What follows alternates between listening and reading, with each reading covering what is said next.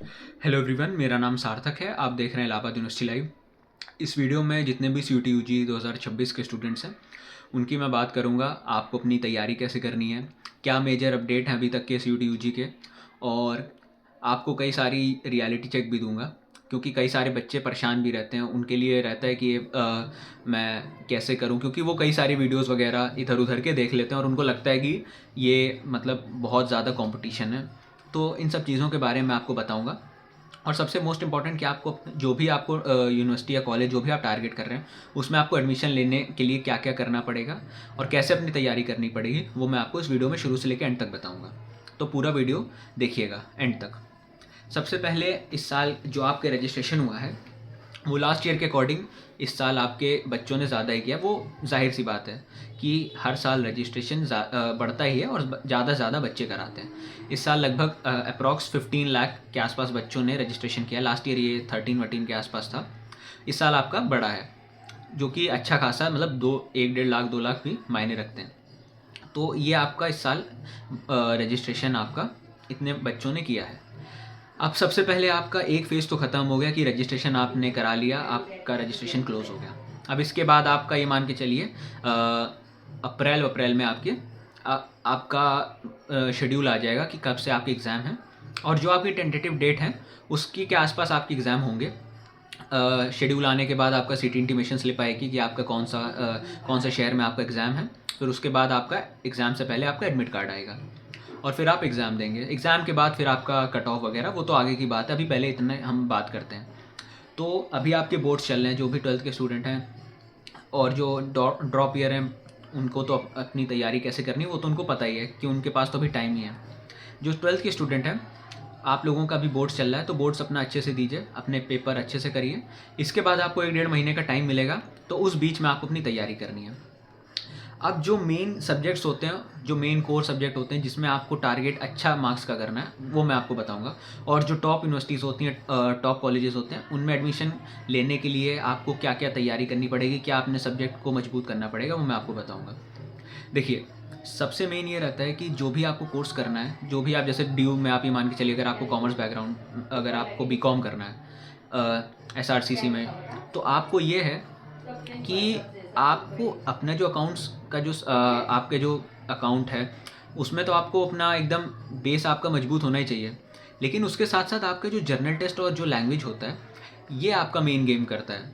क्योंकि ज़्यादातर जो बच्चे जो जाते हैं वो अपने डोमेन में, ड्यू के जितने भी नॉर्थ कैंपस में जाते हैं उनके डोमेन में वो स्पेशलिस्ट रहते हैं। उनका डोमेन अच्छा होता ही है, उनके फुल में फुल भी आते हैं, उनके फुल में नहीं आते, फुल मार्क्स नहीं आते हैं तो उनके इतने मार्क्स आते हैं कि वो बहुत अच्छे कंसिडर किए जाते हैं। अगर 250 का है तो उनके मान के चलिए 220 के अबव आते ही आते हैं। फुल भी ज़्यादातर बच्चों के आते हैं।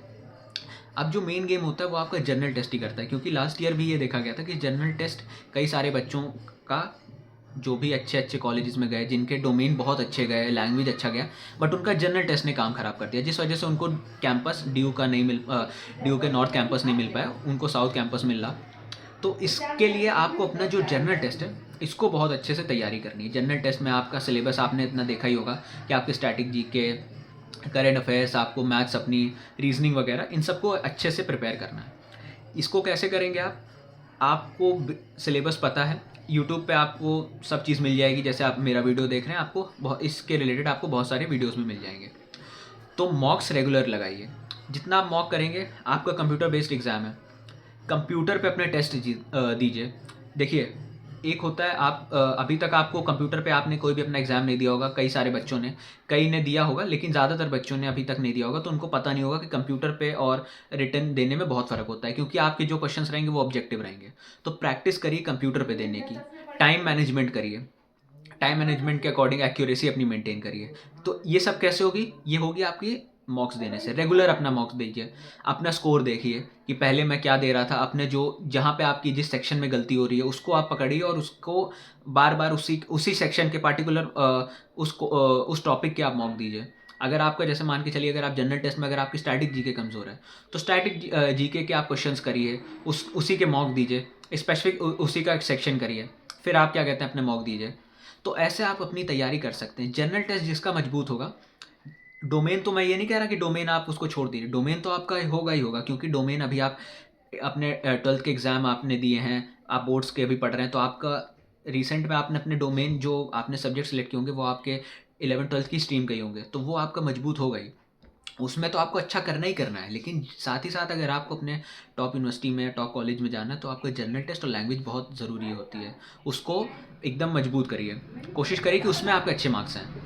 क्योंकि लास्ट ईयर क्या कहते हैं, जनरल टेस्ट में बहुत से बच्चों के मान के चलिए, जैसे मैं इलाहाबाद यूनिवर्सिटी का ही आपको एग्जांपल दे दूँ, कई सारे बच्चों का 250 में से लैंग्वेज में 200 के ऊपर आया था। डोमेन में, जिस भी डोमेन में वो दिए थे उसमें उनका फुल भी आया था। कई बच्चों का, कई का क्या कहते हैं, ये मान के चलिए 200 के ऊपर आया था, लेकिन उनका क्या कहते हैं जनरल टेस्ट काफ़ी सारा मतलब जनरल टेस्ट में काफ़ी कम मार्क्स आ गए थे, जैसे 150 के आसपास, 100 के आसपास, तो ये मार्क्स आए थे, जिस वजह से उनको BHU DU नहीं मिल पाया था। तो कई सारे बच्चे इस वजह से इलाहाबाद यूनिवर्सिटी में जो थे उन्होंने वो मुझसे मिले और उन्होंने बताया कि मेरा ये स्कोर था। तो ये भी एक रीज़न रहता है कि जनरल टेस्ट अपना मजबूत करिए। जनरल टेस्ट जिसका अच्छा जाएगा उसका क्या कहते हैं एक अपर हैंड उसको मिलेगा, उसका ओवरऑल वो काफ़ी सारे बच्चों से ऊपर निकलेगा। अब बात ये करते हैं, रियलिटी चेक आपको दे देता हूँ कि आपका कंपटीशन कितने बच्चों से रहता है। क्योंकि देखिए जनरल टेस्ट कह रहा हूँ मैं, CUT कई सारे बच्चे भरते हैं, JEE के भी भरते हैं, नीट के भी भरते हैं, क्लैट के भी भरते हैं, अदर जो और जिनको अदर कोर्सेज करना है उनके लिए तो है ही CUT। तो ये सारे स्ट्रीम के भी बच्चे भरते हैं, तो उस वजह से आपका कंपटीशन आपको लगता है कि बहुत ज़्यादा है। लेकिन अब इसमें से भी जो बच्चे रजिस्ट्रेशन कराते हैं, इनमें से काफ़ी सारे बच्चे एग्ज़ाम देने ही नहीं आते। फिर जो एग्ज़ाम की तैयारी अच्छे से करते नहीं, क्योंकि सबको CUT ऐसा लगता है कि CUT बैकअप एग्ज़ाम है, मुझे करना कुछ और है। JEE नीट वालों के लिए तो यही रहता है कि उनके लिए बैकअप रहता है, तो उनका कहीं अपना हो जाता है तो वो चले जाते हैं।